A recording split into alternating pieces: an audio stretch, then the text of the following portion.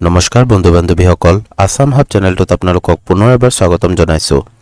আজিৰ এই ভিডিঅ'টোত মই আপোনালোকক দেখাম মুখ্যমন্ত্ৰীৰ নিযুত বাবু আঁচনিৰ ফৰ্ম ফিলআপ কেনেকৈ কৰিব পাৰিব আপোনালোকে ষ্টেপ বাই ষ্টেপ।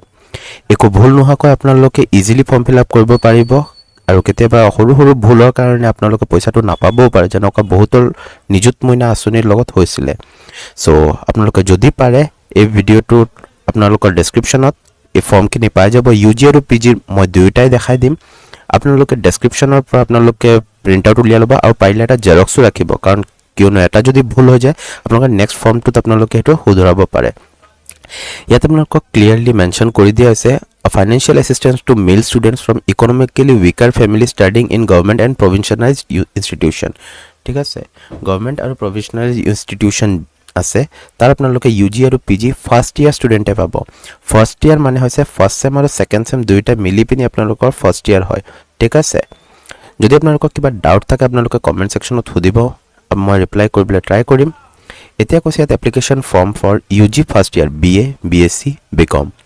ইয়াত আপোনালোকৰ প্ৰথমটোৱে দিছে নেম অফ দ্য ষ্টুডেণ্ট। ইয়াত আপোনালোকে নিজৰ নামটো লিখিব, যদি পাৰে আপোনালোকে কেপিটেলত লিখিব আৰু পুৰা ডিষ্টিংক্টভাৱে লিখিব যাতে আপোনালোকে একো ভুল নহয় নামত।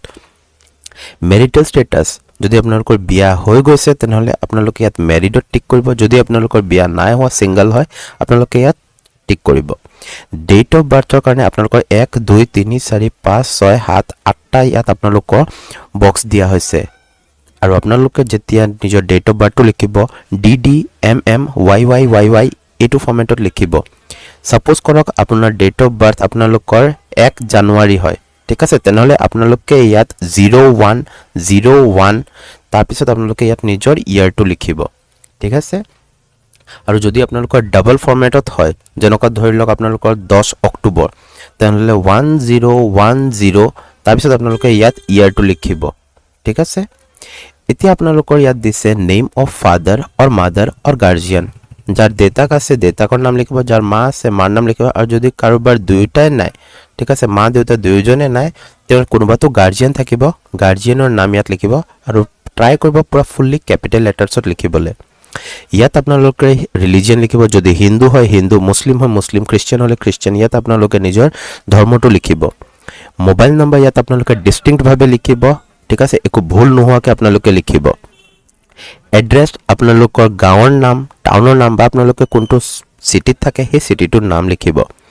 পিন লিখিব, নিজৰ পিনক'ডটো ইয়াত লিখিব।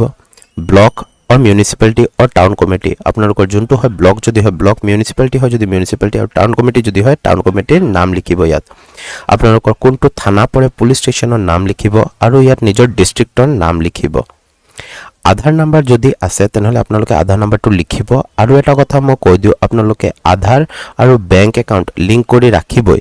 যদি ইয়াৰ ৰিলেটেডো ভিডিঅ'ছ লাগে তেনেহ'লে দিব, মই খুব ইজিলি আপোনালোকক দেখাই দিম আপোনালোকক কেনেকৈ আপোনালোকে ঘৰতে বহি মোবাইল ফোনতে আপোনালোকে আধাৰৰ লগত বেংক একাউণ্টটো লিংক কৰিব লাগে। তাৰ কাৰণে আপোনালোকৰ ক'ৰবাত CSCত গৈ পিনি পইচা দিবলৈ দৰকাৰ নাই। নেক্সট আহিছে আপোনালোকৰ 9th point, name of the LAC।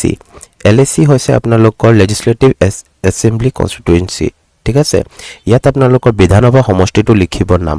ঠিক আছে, এইটো আপোনালোকে ভোটাৰ কাৰ্ডৰ পিছফালে পাই যাব, ইয়াত আপোনালোকে লিখিব। নহ'লে নিজৰ ঘৰত ডাঙৰ কোনোবা যদি থাকে মা দেউতা, সিহঁতক সুধিব, সিহঁতেও কৈ দিব, সিহঁতৰ ভোটাৰ কাৰ্ডতো লিখা থাকিব। নেক্সট আছে 10 number, opted for Banikanta Kakati merit award. যদি আপোনালোকে স্কুটি পাইছে তেনেহ'লে আপোনালোকে ইয়াত য়েছ কৰিব, যদি আপোনালোকে ন' হয় ইয়াত ন' টিক কৰিব।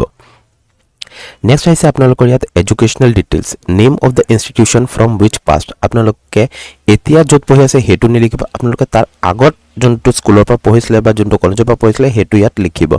ঠিক আছে, এতিয়া আপোনালোক ধৰি লওক কলেজত আছে তেনেহ'লে আপোনালোকে ইয়াত স্কুলৰ নাম লিখিব, যোনটো স্কুলৰ পৰা আপোনালোকে হাই ছেকেণ্ডেৰী পাছ কৰিছিলে। লাষ্ট এক্সামিনেশ্যন পাছ, অফক'ৰ্ছ এইটো হাই ছেকেণ্ডেৰীয়ে হ'ব, আপোনালোকৰ কোনটো ইয়েৰত পাছ কৰিছিলে সেইটো লিখিব, আৰু সেই হাই ছেকেণ্ডেৰী আপোনালোকে ইয়াত নিজৰ ৰোল নম্বৰটো লিখিব, ক্লিয়াৰলি লিখিব, একো ভুল নকৰাকৈ লিখিব, কাৰণ এইটো এটা ভেৰিফিকেশ্যন ষ্টেজত যাব। Name of the institution currently enrolled in, এতিয়া আপোনালোকে কোনটো কলেজত পঢ়ি আছে বা ইনষ্টিটিউশ্যনত পঢ়ি আছে সেইটোৰ নাম ইয়াত আপোনালোকে লিখিব। নেম অফ দ্য ইউনিভাৰ্চিটি, আপোনালোকৰ কলেজ কোনটো ইউনিভাৰ্চিটিৰ আণ্ডাৰত পৰে সেইটো ইয়াত লিখিব। ডিব্ৰুগড় হ'লে ডিব্ৰুগড়, তেজপুৰ হ'লে তেজপুৰ, গুৱাহাটী হ'লে গুৱাহাটী, যোনটো ইউনিভাৰ্চিটি হয় আপোনালোকে ইয়াত লিখিব। মোষ্ট ইম্পৰ্টেণ্ট হয় ইয়াত আপোনালোকৰ সামৰ্থৰ এনৰোলমেণ্ট নাম্বাৰটো ইয়াত আপোনালোকে লিখিব লাগিব আপোনালোকে এডমিশ্যন লওঁতে আপোনালোকে সামৰ্থত ৰেজিষ্ট্ৰেশ্যন কৰিব লাগিছিলে তাৰ এনৰোলমেণ্ট নাম্বাৰটো আপোনালোকে ইয়াত লিখিব বেংক ডিটেইলছ আছে বেংক ডিটেইলছৰ একাউণ্ট নাম্বাৰ প্ৰথমে ইয়াত লিখিব আৰু অলপ ধুনীয়াকৈ লিখিব ক্লিয়াৰলি লিখিব ভুল নকৰিব কিন্তু বাৰে বাৰে কৈছোঁ কাৰণ এটা ভুলে আপোনালোকৰ পইচাটো যাবগৈ পাৰে হাতৰ পৰা IFSC কোড এটো আপোনালোকৰ বেংক পাছবুকত থাকিবই বেংক পাছবুকৰ পৰা লিখিব একাউণ্ট হোল্ডাৰ নেম ইয়াত আপোনালোকৰ বেংক একাউণ্টৰ যেটো আপোনালোকৰ নাম আছে যদি শ্ৰীমতী তাৰ পিছত আপোনালোকৰ শ্ৰী যদি দিয়া আছে তেনেহলে আপোনালোকে হেতু এক্সাক্ট আপোনালোকে তেনেকৈ লিখিব নিজৰ নামৰ যেটো ফাৰ্স্ট যেটো থাকে মানে স্যালুটেশন যেটো কওঁ আমি মিস্টাৰ মিসেস এইবিলাক যে থাকে এই বস্তুখিনি আপোনালোকে ৰিমুভ নকৰিব যেনেকৈ আছে সেম টু সেম আপোনালোকে ইয়াত লিখিব আপোনালোকৰ কোনটো বেংকত একাউণ্ট আছে হেতু লিখিব ষ্টেট বেংক হলে state bank Punjab national bank হলে পাঞ্জাব নেশনাল বেংক আৰু তাৰ পিছত আপোনালোকে ইয়াত নিজৰ ব্ৰাঞ্চটো লিখি দিব আপোনালোকৰ কোনটো ব্ৰাঞ্চ এটো ফিল আপ কৰোতে আপোনালোকে বেংক ডিটেইলছটো আপোনালোকে নিজৰ বেংক পাছবুকটো খুলি ল'ব আৰু ওচৰত তাৰ পৰা চাই পিনি আপোনালোকে ইয়াত লিখিব নেক্সট আপোনালোকৰ ফৰ্ম ফিল আপটো কমপ্লিটলি হৈ গ'লে একো ভুল নকৰাকে ভিডিওটো ভাল লাগিলে এটা আপোনালোকে লাইক কৰি দিব ইয়াত আপোনালোকৰ signature head of the institution এটো আপোনালোকৰ যেটো প্ৰিন্সিপাল আছে প্ৰিন্সিপালে সাইন কৰিব ইয়াত আপোনালোকৰ নিজৰ পেৰেন্টছৰ সাইন হ'ব আৰু ইয়াত লাষ্টত আপোনালোকৰ ইয়াত সাইন হ'ব আপোনালোকে সাইনটো ক্যাপিটেল লেটাৰত নকৰিব কাৰ্সিভত যেনেকৈ আপোনালোকে নৰমালি কৰে সেই সাইনটো কৰিব ইয়াত ক্যাপিটেলত সাইন নকৰিব ঠিক আছে এটো আছিল আপোনালোকৰ ইউজি ফৰ্ম ফিল আপ এতিয়া আপোনালোকে যদি